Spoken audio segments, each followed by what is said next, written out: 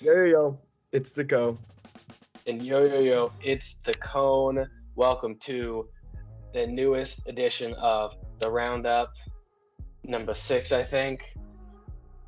Again, you know what? We're going to go straight into it. We're going to start with the first game of Saturday, and that's Crystal Palace and Fulham. Marco, what did you think? This game was very boring.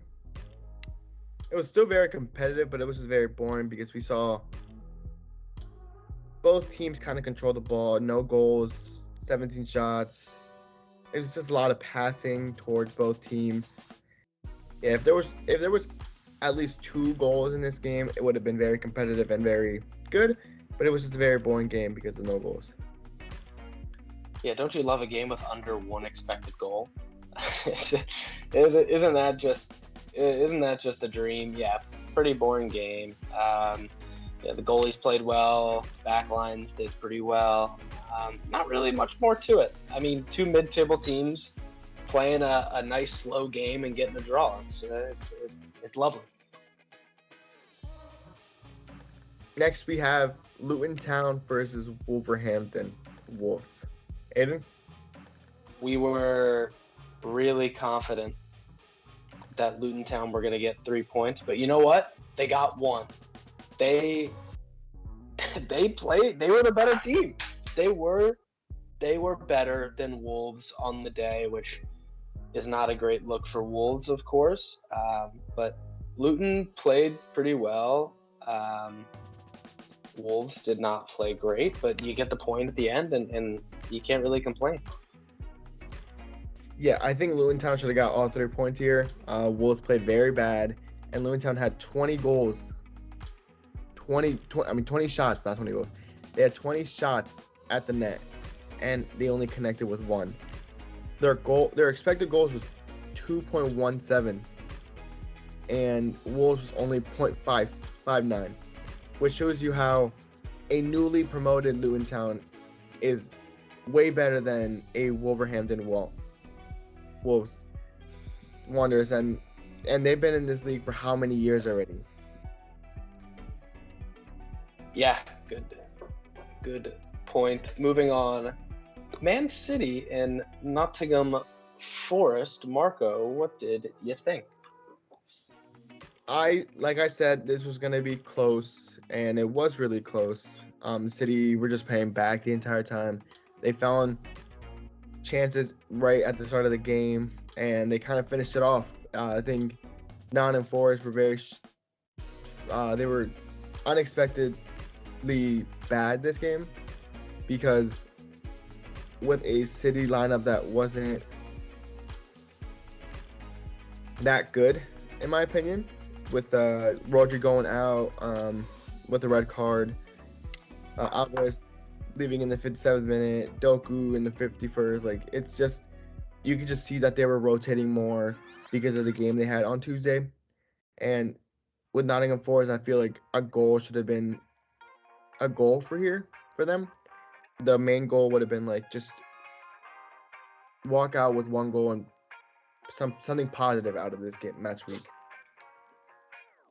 Yeah, you could tell City's objective was to get ahead early and just kind of chill at that point. And that's exactly what they did. The Rodri red was unfortunate, but at the end of the day, they get the 3 points. Their squad is still pretty solid, even without Rodri. Yeah, it's pretty standard game. Forest didn't play terribly, but obviously some room for improvement there. The next match we have is Everton versus Brentford. I am shocked that Everton scored 3 goals in a match. Shocked. I said it had the chance to be one of the worst games of the year. It ended up being pretty good. I mean, a 3-1 is not the end of the world. Um, yeah, it was a good game for Everton. I mean, especially away from home to get a 3-1 win is a good sign for them, without a doubt. Yeah, I feel like Everton were in the right place at the right time with all those goals, and they did outmatch a very struggling Brentford right now. And Everton are lucky to have 3 points at this moment because they're fighting for that relegation spot again this year, and they need points. And those 3 points against Brentford were crucial for the end of the season. Yeah, for sure. The final game of Saturday was Manchester United versus Burnley. Marco, what did you think? I think Johnny Evans got snubbed out of a goal. I think even though it wasn't offsides, they were impeding. I feel like United just wanted to go in there, get a goal, and walk out with a win, and that's what they did. I think they're finally not back to normal, but they're finally on the right track this year, and you could see that Braun got in for the last 10 minutes of the game, which was a very great sign for United because they finally have a center back from injury, and I think this is going to be just a tilt in the head for United. Just get back on the right track. Yeah, not the prettiest of wins, but 3 points is 3 points. Beautiful goal by Bruno. Good ball by Johnny Evans. Johnny Evans had a great game. That was really, really something. Yeah, not a bad game overall. Hannibal was good. The link up between Rashford and Højlund seems to be improving. It's not fully there yet, but it's on its way, and that's where it has to be. It just has to improve game by game. Nice to see Amrabat get his debut for the club, even if it was only a few minutes. Yeah, not really much more to it. Relatively even game. 1-0, get the 3 points away from Old Trafford, and yeah, they move on. For the next game, and the first game of Sunday, we have Arsenal versus Tottenham Hotspur. Aidan? Yes. Good game. Nice game. Pretty even. James Maddison is great. Heung-min Son is great. Bukayo Saka is awesome. It was a good game. Definitely similar to what we predicted. I think I predicted 2-2. Or you predicted 2. No, you predicted 3. I don't know. I think I predicted 2-2. I could be wrong. But yeah, it was a competitive game, back and forth. It's what you want to see in a derby day like that. Yeah, pretty good all around. Yeah, it was a really good game. 4 goals. I think both teams I think Spurs are happy to walk out with a draw. I think Arsenal aren't because they were at home. And it's a very hard place to win at, even to get a point out of there. And I think Spurs were just it was just very unfortunate in the 26th minute with an own goal from Christian Romero. But then they bounced back before halftime ended with a Son goal assisted from James Maddison. And then a Bukayo Saka penalty in the 54th. But then Spurs woke up again and scored a goal not even 30 seconds later. And it shows that they are a team to be reckoned with, because Spurs are not what they were last year or 2 years ago, a team that was getting made fun of for not winning any trophies, for losing to these smaller clubs. This is a team that is ready to win the Premier League and maybe get back into Champions League football. Absolutely. Next up is Brighton and Bournemouth. Mark, what do you think? I think Bournemouth, we're very happy to get a goal first, even in Brighton's home ground, because it's very hard to score there, as we can see in the 3 home games that they have. I think Brighton have been dominant, and Brentford scored first. But Mitoma, the Japanese let me see who, like the Japanese Holland, bro. Like he's been scoring goals like crazy this year. He is so good, and he just bounces back from a week to week and scoring goals. And Brighton finished off the first half very good, but they started out the second half excellent, scoring 2 goals in less than a minute of actual game time. And then Mitoma back again in the 77th minute to score the game winner, basically, this game sealer. And Brighton are a team to support right now. Yeah, like you said, Brighton are our team to support. They're having a great year. Mitoma comes off the bench, gets 2 goals. Just a great performance for him and for Brighton. Bournemouth didn't play terribly. I mean, you get the loss, and that's unfortunate. The own goal obviously doesn't help with momentum, but to come back and try and keep it competitive, I think they'll be okay. They got Tyler Adams on the way, who is traveling with the squad now. He's back from injury. I don't have any long-term concerns for Bournemouth. I think they're still going to be a mid-table team, but Brighton look like a team that can challenge for the Champions League this year.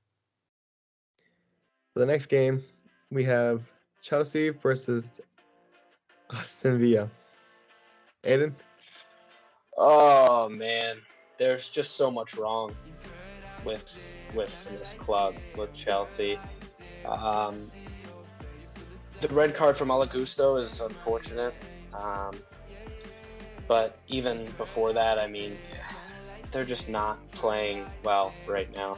Mudryk actually wasn't too bad. I like that when he plays on the left, he actually can create chances for the people in front of him, and Nicholas Jackson is not playing great. Aston Villa played well. Good goal for them and for Ollie Watkins, his first of the year.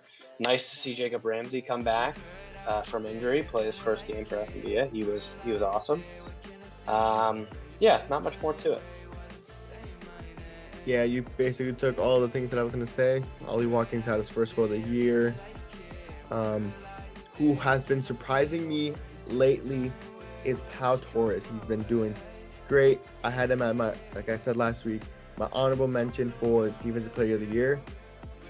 And he's been proving it on and on every week. And Villa might be actually a team that are like Brighton last year. Surprising and very young, and seem to be fighting for a Champions League spot in the next coming years. Next up, we have Liverpool and West Ham. Marco. Yeah, it was very disappointing for West Ham. I feel like they could have put in a little more effort inside the box in just the way they shot the ball.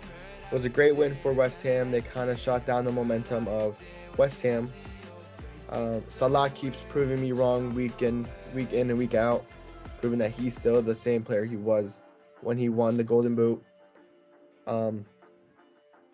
Diego Jota came in for a couple minutes, scored a goal. Still proving he's one of the bright futures in the Liverpool squad. And Darwin Núñez, he seems to be at the price tag he was meant to be. He's been performing very, very well. The world's a better place when Darwizzi's playing well, isn't it? It was a pretty standard win for Liverpool. They didn't go down. Oh my gosh, they scored the first goal of the match. Salah is unbelievable. Like you said, just proving everyone wrong, proving Father Time wrong, that no matter his age, he's still gonna get it done. Played pretty well. Darwin Núñez was good. Szoboszlai was good. Van Dijk was good. I mean, the whole team. Liverpool seemed like legit title contenders this year. And for the last match, we have Newcastle versus Sheffield United. Aidan, You think I'd have more to say for an 8-0 win, but I mean, is there really much to say? It was just so dominant. 8 different goal scorers for Newcastle. I mean, that's insane. Over half of their starting lineup had goals. Really not much more. Trippier was the facilitator. He's great. But Newcastle seemed to be back in their stride again after a couple off weeks.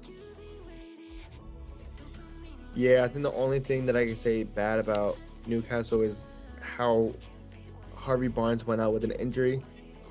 It was very disappointing to see because he's such a good player. But 8 goals and 22 shots, 522 passes for Newcastle. They just seem to be controlling the ball, be controlling the entire game. This team reminded me of the week 1 Newcastle, where even though it was a bad team, but I know Aston Villa is not a bad team, but they were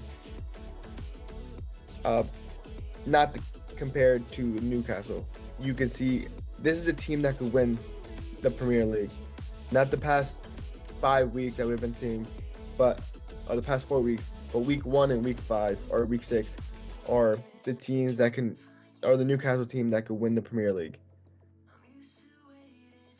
Yeah, more than capable of winning the league at some point with this group. Moving on to our predictions for the week, starting off with Aston Villa and Brighton on Saturday. Marco, what are your thoughts? I think both of these teams are coming off great wins. Both of these teams are one of my fan favorites besides City. I want both teams to win, and I know that can't happen. So I think it's going to be a 2-1 win for Brighton. I think Brighton are a way better team. Villa is still a very good team, but I feel like they have no match against Brighton. Yeah, I have 3-2 Brighton. I feel like at Aston Villa's ground it'll be a bit closer, but Brighton are just have a bit more quality, and I think that'll see it through. Next match we have AFC Bournemouth versus Arsenal. Aidan?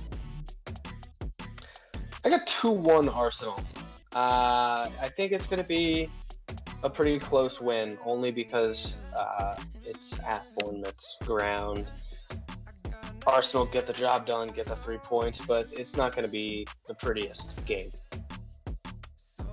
Yeah, Arsenal, I think they seemed to struggle last year against Bournemouth the second time they came around.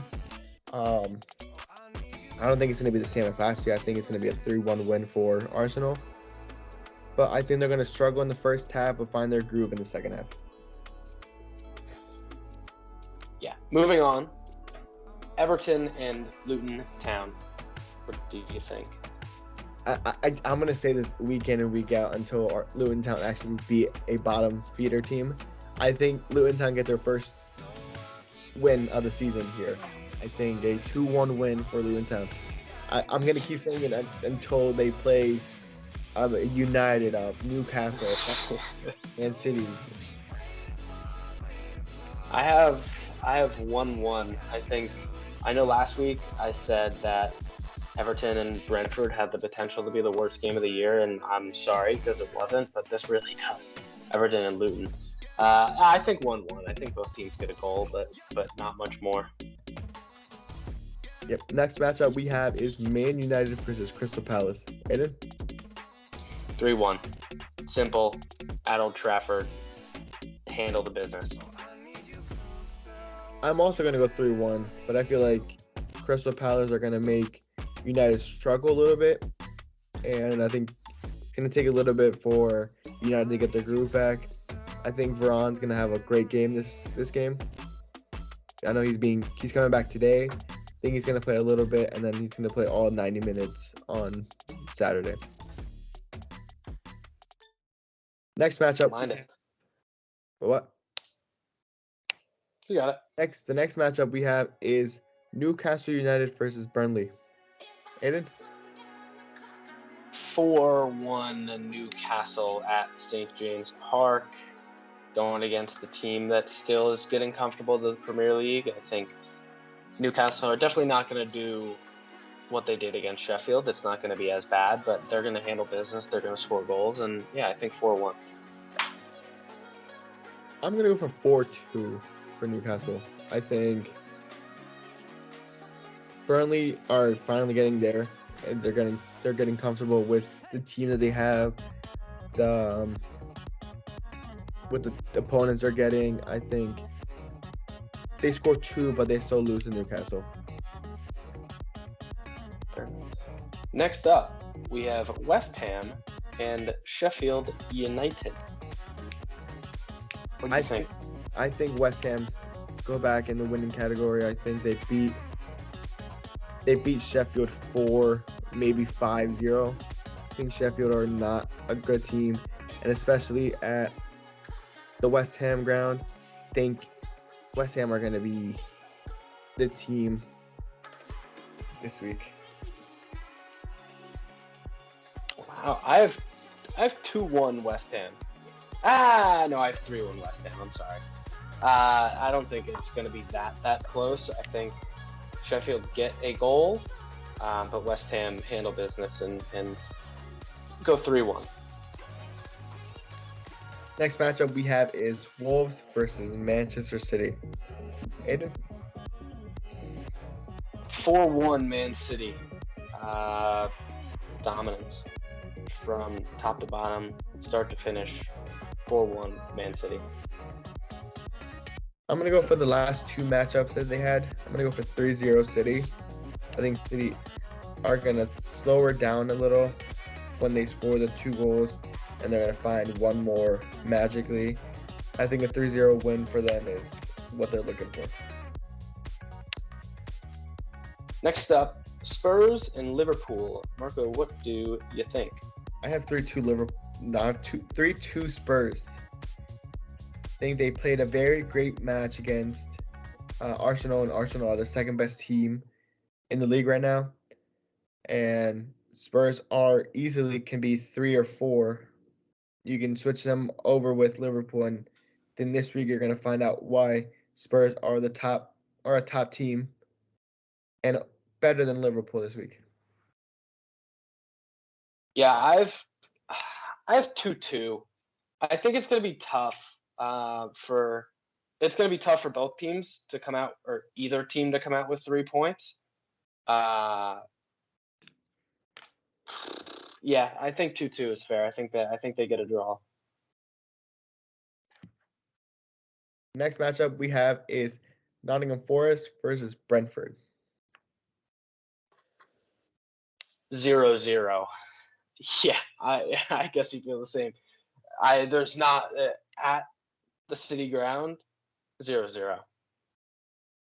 Yeah, I also have 0-0 too. I think they're both bottom feeders right now. I think if they walk out with 1 point, they're both happy about it, unless one team is dominating the entire match. But it's 0-0 still. Yeah. Next up, Fulham and Chelsea. What do you think? I think a 2-1 win for Fulham. I just, every time we pick Chelsea to win, Chelsea lose. Every time we pick Chelsea to lose, Chelsea win. So I'm kind of like praising Chelsea by saying they're going to lose 2-1 against Fulham, but anything can happen. It's Chelsea. Yeah, no, anything can happen. But I'm going to go 0-0 again, back to back. It's just going to be slow, boring. Chelsea are struggling to get goals. Fulham aren't prolific goal scorers themselves. Yeah, 0-0 for me. And this week we have a Tuesday game, which is a makeup from week 2. We have Luton Town versus Burnley. Aidan? 2-2. I think it's going to be fun. Just fun. I mean, these two teams both need points. They want points. They're really going to be playing hard, and I think we're going to see that with the scoreline of 2-2. I'm also saying 2-2. I think both of these teams are going to go out pushing for goals. Maybe not the result that they want with a win, but most of them are. But they're both going to go out and just go out for a draw. Yeah, for sure. Well, that's our roundup and predictions for the following match week. If you agree, disagree with anything, let us know. Let us know what you thought of the games. Marco, you got anything for us? No, just like, subscribe, post notifications. Yeah, the usual. Yeah. And until next time, see you guys later.